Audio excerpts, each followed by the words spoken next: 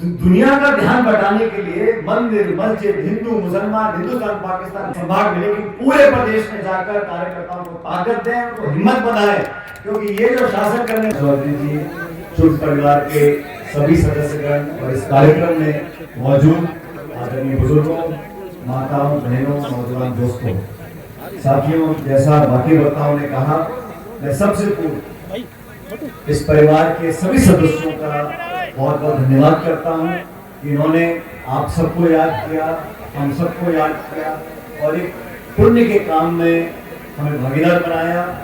जो दो मूर्तियों का अनावरण हुआ है, बीरबल जी और श्री देवी जी, इन दोनों की आत्मा आज जहां पर भी होगी देखकर खुश होगी कि हमारे अपनों के बीच में हमारी मूर्ति की यहाँ स्थापना हुई है। तो पूरे परिवार को मेरी तरफ से बहुत बहुत बधाई, बहुत बहुत साधुवाद, मैं धन्यवाद देता हूँ। और ये बात भी सच है कि ये कार्यक्रम बहुत पहले होना चाहिए था, समय आगे पीछे होता रहा और मुझे बेहद खुशी है कि आज जितेंद्र सिंह जी, जूली साहब और हम और आप मिलकर इस नेक काम को, शुभ काम को करने में यहाँ आज इकट्ठा मौजूद हुए। दोस्तों, ये इतनी बड़ी तादाद में आप लोग आए हो, जैसा टीकाराम जी बोल रहे थे, ये आपसी प्रेम, भाईचारा, सामाजिक मेल जोल, प्यार मोहब्बत, ये सबसे बड़ी पूंजी है, ना सिर्फ इस क्षेत्र की, जिले की, लेकिन प्रदेश और देश की भी। और जैसा भवन से जितेंद्र सिंह जी बोल रहे थे, ये जो संस्कार है, ये आत्मीयता का संस्कार, पारिवारिक मान सम्मान, उम्र का लिहाज करना, लोगों को मान सम्मान देना, ये दुनिया में 200 मुल्क हैं, किसी देश में नहीं। हमारी मिट्टी में, हमारे देश में, हमारे राज्य में जो इतिहास है, जो संस्कार है, वो एक अनूठा है और उसी की बदौलत आज हम एक दूसरे के सुख दुख के भागीदार रहते हैं। लेकिन बाकी देशों में तो कोई किसी ना पूछता ना पूछता, अपनी मनमर्जी करते हैं। लेकिन यहाँ हम सब लोग एक दूसरे के जीवन में, अच्छे बुरे समय में एक दूसरे का हाथ थामते हैं, ये बहुत बड़ी पूंजी है। और समाज में 36 कौम में, और मैं तो कहता हूँ कोई धर्म भी हो, जो लोग जोड़ने का काम करते हैं उनको हमेशा इतिहास याद करता है। जो व्यक्तिगत स्वार्थ नहीं देखते, जो लोगों को जोड़ने की बात करते हैं, एक दूसरे से बेहतर संबंध बनाने की बात करते हैं, उन लोगों को समाज और आने वाली पीढ़ी याद करती है। राजनीति में भी बहुत से लोग हैं, तो पंच है, सरपंच है, सीआर, डीआर, प्रमुख, प्रधान, एमएलए, एमपी, मंत्री, मुख्यमंत्री, घने पद हैं और हमेशा पद पे कोई ना कोई बैठा ही रहता है। आज कांग्रेस, कल बीजेपी, कुछ 24 घंटे 12 महीने राजनीतिक पदों पर कोई ना कोई व्यक्ति बैठा। लेकिन वो लोग राजनीति में रहते हुए जन कल्याण का भी काम करें, विकास का भी काम करें, लेकिन राजनीति के वो होते हैं, राजनीति के माध्यम से समाज सेवा वो लोग करते हैं जो आत्मीयता की बात करें, जो मेरे आपके अगर कोई सोच की फर्क है उसको टापने का काम करें, जोड़ने का काम करें। मतभेद हो सकता है, अलग अलग सोच हो सकती है, लोगों को जोड़कर इकट्ठा कर आगे बढ़ेगा, वही क्षेत्र विकसित हो सकता है, वही लोग आगे बढ़ सकते हैं। इसलिए राजनीति में भी अच्छी पहचान करकर, और मैं तो कहता हूं जो हमारे ग्रामीण परिप्रेक्ष्य में लोग रहते हैं, जो हमारे मतदाता गांव घाटी में रहते हैं, उनसे समझदार कोई मतदाता नहीं होता। शहर के मतदाता फिर भी टीवी अखबार देख के समझ जाते हैं, लेकिन गांव में हमारा कोई चौधरी पटेल पंच बैठा गाँव में, उसमें मालूम है कि नेता बोल क्या रहा है, इसके पेट में क्या बात है, नेता कहता क्या है, घर वाले करते क्या है, नेता के घर में सब्जी कौन सी बन रही है, ये भी हमारे मतदाताओं को मालूम रहता है। और आप लोग जागरूक रहो, यही लोकतंत्र की जीत है। हमारे गणतंत्र में, जमहूरियत में लोकतंत्र मजबूत इसलिए है क्योंकि हमारे पास अधिकार है। 130 करोड़ लोग समान अधिकार है, धर्म, जाति, बिरादरी कुछ भी हो, कोई बोली बोलने वाला हो, किसी की पूजा पाठ करने वाला हो, हर व्यक्ति को एक वोट का अधिकार है। वो बड़ा उद्योगपति हो, रिक्शा खींचने वाला हो, सब एक वोट के मालिक हैं। सबको बराबर का अधिकार दिया संविधान ने। वो संविधान जो दुनिया में आज एक उदाहरण बन गया, वो संविधान जिसका निर्माण अंबेडकर साहब ने किया, जो हमारी आन बान शान है, सबसे बड़ा मुल्क का एक ग्रंथ है, वो संविधान है। उसी कसम हम सब लोग खाते हैं। हम जब शपथ लेते हैं तो संविधान की कसम खाते हैं, लेकिन दुर्भाग्यवश जब पद पे आसीन हो जाते हैं तो सत्ता की इतनी लालच हमको हो जाती है कि संविधान की भावना को तार तार कर हम सबकी छाती में बैठना चाहते हैं। कितने दुख की बात है साथियों, 75 साल देश को हो गया याद हुए, 70 साल संविधान मना रहे हैं। संविधान में जो प्रावधान लिखे हुए हैं उसको अपना मौलिक अधिकार हम लोग मानते हैं, क्योंकि अब तक जो शासन रहे 7 दशकों तक किसी पार्टी का शासन रहा हो, किसी ने भी संविधान को चुनौती नहीं दी, संविधान की मूल भावना से खिलवाड़ नहीं किया।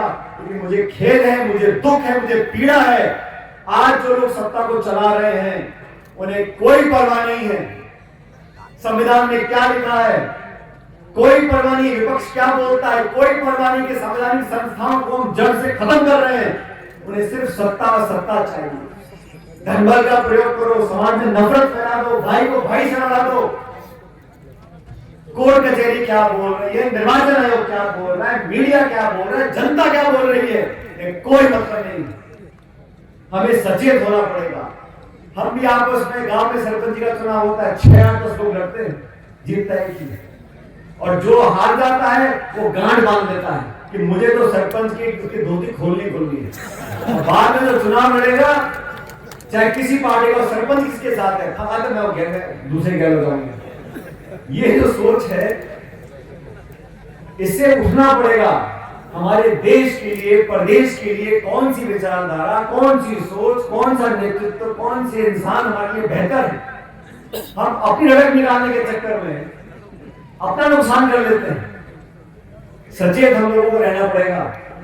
अभी बहुत अच्छा भाषण दे रहे थे जूली जी, बहुत अच्छा भाषण देते हैं। और जितेंद्र सिंह जी आप बैठे हैं, जितेंद्र सिंह जी जानते हैं, जब मैं प्रदेश कांग्रेस कमेटी का अध्यक्ष था तो जितेंद्र सिंह जी ने जूली जी को जिम्मेदारी दी थी अलवर जिले की, जिले का अध्यक्ष बनाया था। तब जूली जी ने बहुत मेहनत करी, अच्छे परिणाम हमारे जिले में आए और उस टाइम बहुत अच्छा भाषण देते थे। लेकिन आज जो भाषण दे रहे हैं उससे बहुत बेहतर हो गया। और सदन में मैं देखता हूं, एक गरीब दलित परिवार से पैदा होकर जो व्यक्ति बड़े बड़े मंत्रियों को, मुख्यमंत्री को चुनौती आंख में डालकर देता है, वो इसलिए दे पाता है क्योंकि संविधान में लिखा है हम सब बराबर हैं। अंबेडकर साहब ने कहा था, जो गरीब की कोख से पैदा होगा, जो गांव ढाणी में पलेगा बढ़ेगा, उसको बराबर की सुख सुविधा मिलनी चाहिए, आरक्षण मिले, संरक्षण मिले, सुविधा मिले। संविधान में लिखा है। सरकारें तो साथ आती जाती रहती हैं, लेकिन संविधान की जो ताकत है, अगर वो कमजोर पड़ जाएगी तो लोकतंत्र कमजोर पड़ जाएगा। इसलिए आप सबसे मैं आवेदन कर रहा हूं, ये कोई राजनीतिक भाषण नहीं है। मुझे लगता है देश में जगह जगह जाकर में बात करनी चाहिए। आज बीजेपी की सरकार राजस्थान में है, सरकार बनाने वाले भी आप लोग हो, बिगाड़ने वाले भी आप लोग। जनता ही जनार्दन है, जिसका बटन दब गया उसका नंबर लग गया। लेकिन अब जिनको आपने सत्ता दी है, जवाबदेही तय करनी पड़ेगी।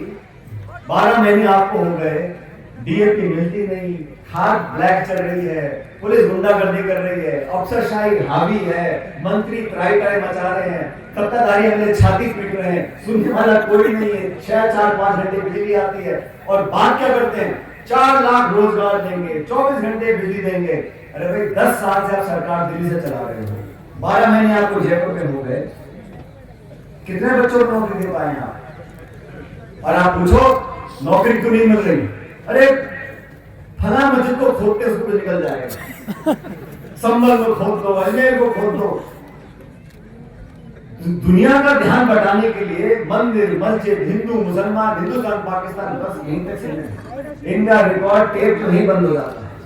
बाकी निवेश, उद्योग, किसान, बिजली, खाद, पानी, शिक्षा, चिकित्सा कोई मतलब नहीं है। इसलिए आप लोग सचेत रहें, अच्छे लोगों का मौका दोगे, अच्छे लोगों के साथ आप लोग लगोगे तो हमारा भविष्य बेहतर होगा।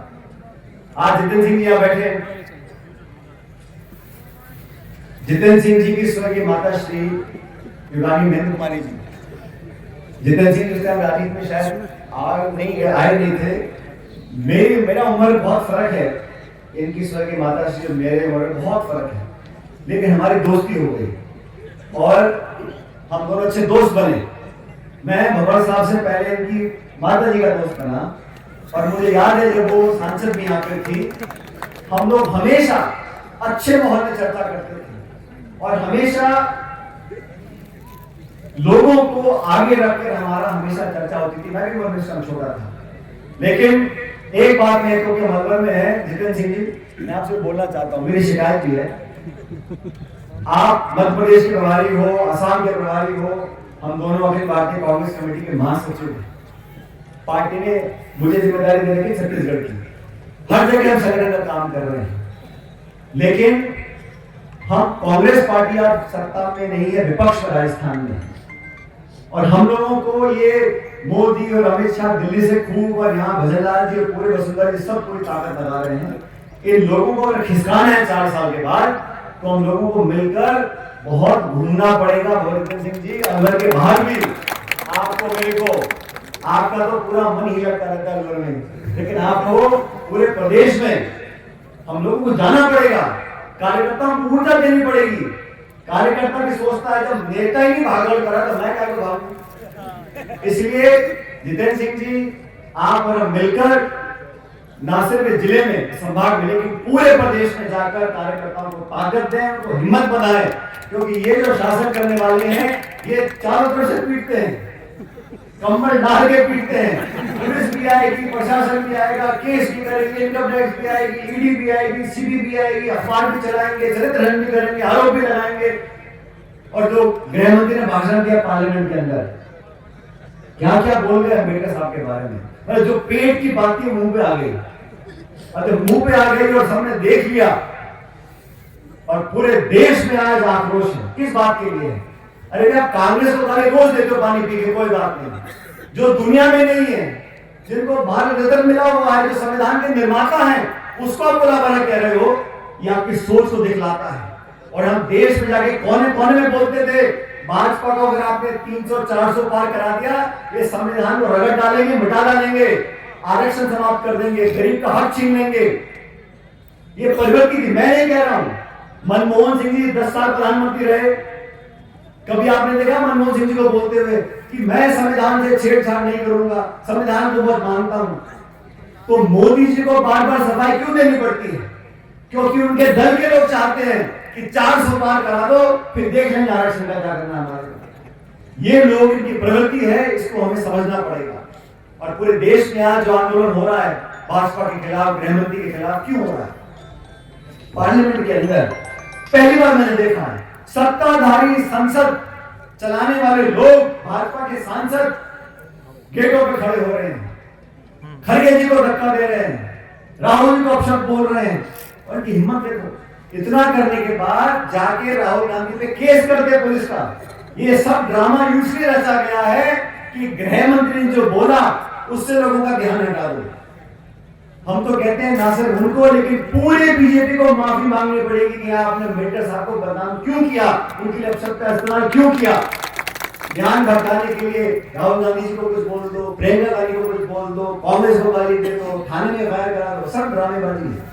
आप लोग सब समझते हो, और इसलिए मैंने विस्तार से आपको आज बातें बताई। उसका अध्ययन करना, सोचना, समझना और चर्चा करना, ये आपसे मैं कहने के लिए आया था। आपने जिस प्यार से, जिस लाड से मान सम्मान किया, साफा, माला और चांदी के घड़े मुकुट बना दिए हम सब लोगों को, उन सब की तरफ से मैं आपको बहुत धन्यवाद करना चाहता हूँ। जो हमारे साथी मंच पे भाषण नहीं दे पाए, उनकी तरफ से मैं आपको बहुत बहुत साधुवाद, धन्यवाद देता हूँ। आप लोगों ने जिस आत्मीयता से, जिस प्रेम से हमको आज हमारा स्वागत किया, हमारा मान सम्मान बढ़ाया, उसके लिए मैं आभार व्यक्त करता हूँ। और शुभ परिवार के सभी लोगों को पुनः धन्यवाद। मैं आपको पुनः हाथ जोड़कर धन्यवाद करते हुए विदा लेता हूँ। बहुत बहुत धन्यवाद। राम राम।